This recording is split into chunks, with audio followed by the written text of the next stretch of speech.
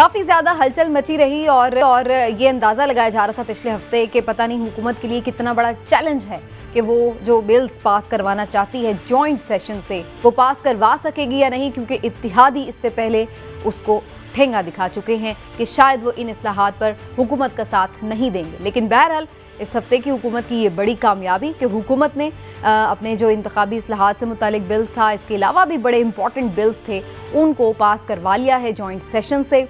और अपोजिशन के बड़े बड़े दावे जो थे वो नाकाम साबित हुए, मुंह देखते रह गए अपोजिशन वाले, और जनाब हुकूमत को ये कामयाबी मिली। लेकिन इसमें बहुत सारे सवालात हैं, और वो ये कि कितना इम्पॉर्टेंट है कि ओवरसीज़ का जो वोट का हक़ मिलना है, क्या उससे पाकिस्तान का जो आइंदा इंतखाब है हम ये कह सकते हैं कि उसकी डोरें अब ओवरसीज़ के हाथ में हैं और वो डिसाइडिंग फैक्टर साबित होंगे। दूसरा ये भी कि ईवीएम के इस्तेमाल का जो मामला है वो पास तो हो गया, लेकिन क्या वो अगले ही इंतखाबात पर इम्प्लीमेंट हो सकेगा या नहीं, और उसके बाद क्या धांधली के इल्ज़ामात का सिलसिला ख़त्म हो जाएगा, कितने शफाफ हो सकते हैं ये इलेक्शन, इसके हवाले से भी गुफ्तगू, और इसके साथ साथ कुछ इसकी पॉलिटिकल साइड भी डिस्कस करेंगे कि आखिर हुकूमत अपने पाँव पर फिर से जमकर खड़ी है क्या। एक सियासी बहरान जो आने वाले दिनों में हमें नज़र आ रहा था, फ़िलहाल वो टल गया है, और ये भी कि क्या वाकई हुकूमत के अब तमाम इदारों के साथ रवाबित भी बेहतर हैं। तो इस सारी सूरत हाल से गुफ्तगू का आगाज़ करेंगे, आप सबको खुशामदीद कहते हुए।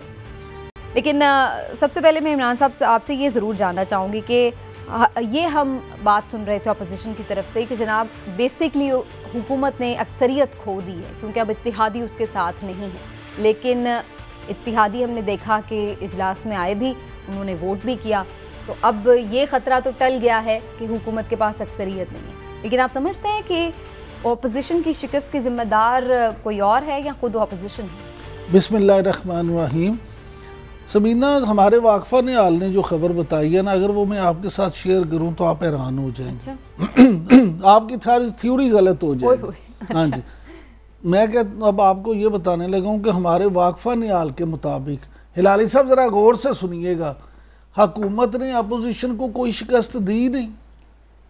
Very good. अच्छा, अपोजिशन और हुकूमत दोनों एक पेज पे थे। ये तो सिर्फ वावेला बचाया जा रहा है अवाम को दिखाने के लिए। असल में जिसने कहा कि आपने ये करना है, उसके कहने पे इत्तेहादी भी हुकूमत के साथ आ गए, और उन्हीं के कहने पे अपोजिशन भी अच्छा ही बच्चा बन के, बिल्कुल अच्छे बच्चे की तरह बन के उन्होंने बिहेव किया, और यहाँ तक कि ये सब कुछ तय था कि इस तरह से होगा। और हमारे वाकफ़ा ने हाल के मुताबिक ये बात भी तय थी जिसका अमली सबूत अटॉर्नी जनरल ऑफ पाकिस्तान और सेक्रेटरी इलेक्शन कमीशन की गुफ्तगू से आप दोनों के बयान को मिला के देख लें। अपोजिशन को ये कहा गया था कि क्योंकि कुछ तरमीम करवाना ज़रूरी है, और वज़ीर आज़म इमरान खान बज़िद थे कि कोई भी तरमीम उस वक्त तक नहीं होगी जब तक EVM वाला मामला, ओवरसीज़ पाकिस्तानी वाला मामला हल नहीं होगा। ये तरमीम होगी तो साथ कोई दूसरी होंगी। लिहाजा अपोजिशन को भी ये कहा गया और इत्तेहादियों को भी ये कहा गया कि आप अच्छे बच्चे बन के इसको कर दें, लेकिन अगले इलेक्शन जो हैं वो आप फिक्र ना करें, इस पे नहीं होंगे। और उसके बाद जब इलेक्शन हो, अगर इमरान खान की हुकूमत नहीं बनती, आपकी हुकूमत बनती है और आपको नहीं ये वारे खाता, तो आप इसको बदल लें, आप इसमें दोबारा तरमीम कर लें। लिहाजा ये कोई उस तरह की परेशानी नहीं। हाँ जी, तो ये सारी जो यकीन दहानियां थी उसकी बिना पे हुआ। और जमहूरियत में आप देखें, ये बात तो तय है, ये फैसले तो अददी बर्तरी पे होते हैं। सही है, लेकिन अगर आज इनकी है तो कल किसी और की होगी तो वो अपना फैसला कर सकते हैं। लेकिन असल में ये समझता हूँ, ये ज़रूर है कि हमें ये भूलना नहीं चाहिए कि अहम कौमी मामलात में सिर्फ अददी बर्ती को नहीं देखना चाहिए, बल्कि आपको मुशावरत के साथ इत्तफाक राय से फैसले करने चाहिए ताकि इन दी लॉन्ग रन उनके नताइज बेहतर। बिल्कुल ठीक है। चलिए, ये तो आपने बड़ा इंटरेस्टिंग खबर शेयर किया हमारे साथ। वैसे फवाद चौधरी साहब अभी रिसेंटली एक इंटरव्यू में आज ही 8 बजे कह रहे थे कि जनाब अगले इंतखाबात ही EVM पर होंगे, लेकिन अगेन वही बात है कि ये उनका कहना है, देखते हैं आने वाले दिनों में क्या वाकई ऐसा पॉसिबल हो सकता है। आपने आज तक कितनी बातें की हैं जो पूरी भी हुई हैं। खैर, अब ये तो वो एक अलग डिबेट, लेकिन बहरहाल वज़ीर इत्तलात हैं, वो उनका जो मौक़िफ़ है वो मैंने सामने रख दिया है। कोई यकीन करता है तो करे, नहीं करता ना करे। लेकिन हिलाली साहब, आपको इस जो थ्योरी इमरान साहब ने दी है उसके हवाले से जो कमेंट करना है वो भी करें, और आपको लगता है कि EVM का इलेक्शन होना चाहिए क्योंकि ये बेनिफिशियल है किसी तरह से?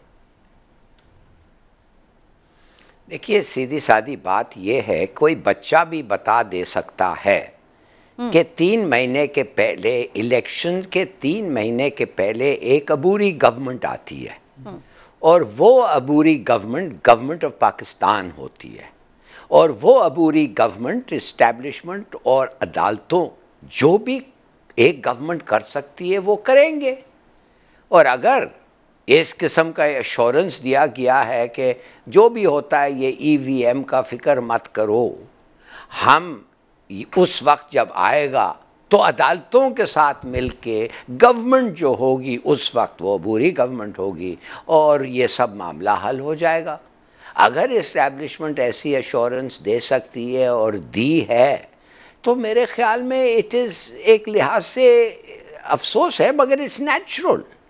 واقعی یہ صحیح بات ہے کہ گورنمنٹ آف پاکستان اس وقت ان کے پاس ہوگا یا نہ پی ٹی آئی کے ہیں نہ اپوزیشن کے ہیں. نہیں سر، عبوری گورنمنٹ تو ایسی کوئی ترمیم نہیں کر سکتے. عبوری گورنمنٹ نہیں، جب وہ آفٹر الیکشن جو بھی گورنمنٹ آئے گی وہ کریں گی. ہلالی صاحب ترمیم کی بات نہیں کر رہے، ہلالی صاحب یہ کہہ رہے ہیں کہ عبوری حکومت نے، نگران حکومت نے طریقہ کار طے کرنا ہوگا تو اس میں وہ کر سکتے ہیں کہ وہ اس پہ جنرل الیکشنز پہ کروائیں، لیکن اس کے لیے تو خیر لمبی ایک تیاری ہے نا درکار، وہ پھر ایک دم سے تو نہیں کوئی ڈیسائیڈ کرے. اینی ویز چلیں آپ کنٹینیو کیجئے. جی لال صاحب.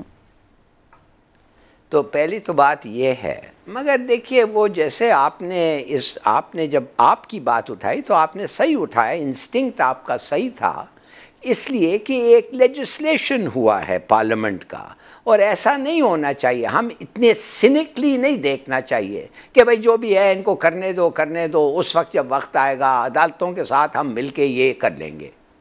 یہ نہیں ہونا چاہیے. مگر اگر وہ ہو تو کوئی روک نہیں سکتا. مگر اب میں بات کرنا چاہتا ہوں ای وی ایم پہ. دیکھیے ای وی ایم کے بارے میں ہم لوگوں نے کہا ہے تو 3 چیزیں. ایک کہ ہمارے لوگ نہیں سمجھیں گے، بیچارے ان پڑھ ہیں اور ہیں ان پڑھ، اور 40% 50% ان پڑھ ہیں، ان بیچاروں کو کیا ہوگا. تو میں آپ کو یاد دلانا چاہتا ہوں کہ 85% موبائل فون اس ملک میں لوگوں کے ہاتھ میں، 85% ہمارا پاپولیشن جو ہے ان کے پاس موبائل فون ہے. ان میں سے 50% کے پاس سمارٹ موبائل فون ہے، اور آستے آستے اس وقت تک 75% کے پاس سمارٹ موبائل فونز استعمال کرنے کی اگر ان کو سکل ہے تو میں آپ کو یقین دلا سکتا ہوں کہ 1-2 بٹن پریس کرنے کے لیے وہ بالکل سمجھ سکتے ہیں. ایک دوسری بات یہ ہے کہ کیا آپ چاہتے نہیں، انڈیا میں 20 سال استعمال ہوا ہے. 4-5 الیکشنز کے بعد ہندوستان نے 2017 میں ایک رپورٹ پبلش کیا تھا، اور اس رپورٹ میں کیا تھا؟ اس میں یہ تھا کہ بہت سارا الیکشن فراڈ بچ گیا ہے. دوسری جو ولنریبل سیکشنز ہیں سوسائٹی کے، جو کمزور سوسائٹی ہے جیسے دلت ہو یا مسلمان ہو، ان پہ وہ دیکھ رہے ہیں کہ مشین کے ساتھ وہ دباؤ نہیں ڈلتا ہے جو ڈلتا ہے اگر وہ لائن میں کھڑے ہوتے اور پولنگ بوتھ سے اور لوگوں آ کے ان سے بات کر کے اور ان کو دھمکیاں دے سکتے ہیں. تیسری بات وہ کہہ رہے ہیں یہ ہے کہ it makes the process more competitive, مانے لوگوں کی دلچسپی زیادہ ہے، لوگوں اس کو ڈسکس کرتے ہیں، اس لیے ان کو زیادہ کانفیڈنس ہے کہ یہ فیئر ہوگا. ناؤ میں سمجھتا ہوں کہ یہ پلسز ہیں، اور اگر یہ پلسز ہیں اور ساتھ ساتھ ہیک نہیں ہو سکتا. ہیک ایک چیز نہیں ہو سکتا جب اس کے پاس، جیسے آپ کو پتا ہے، انٹرنیٹ سے نہیں استعمال ہوگا، بلوٹوتھ سے نہیں استعمال ہوگا، تو یہ کیسے ہیک ہوگا؟ اور ووٹر ویریفیکیشن، ویریفائبل ٹریل بھی ہے، مانے بیلٹ باکسز سیل ہو جائیں گے اور فار ایور، ہر وقت تک 20 سال بعد بھی اس وقت ایک آدمی کا ووٹ آپ کو کھول کے وہ بیلٹ باکسز پتہ کر سکتے ہیں وہ کس کے لیے ووٹ کیا. تو کہنے کی بات صرف یہ ہے کہ اگر اتنے سارے چیزیں ہو رہے ہیں اور دھاندلی جو ہر وقت ہوتا ہے وہ نہیں ہوگا، خدا کے لیے تھوڑا سا گیٹ ود اٹ اور مشین کو استعمال کرے.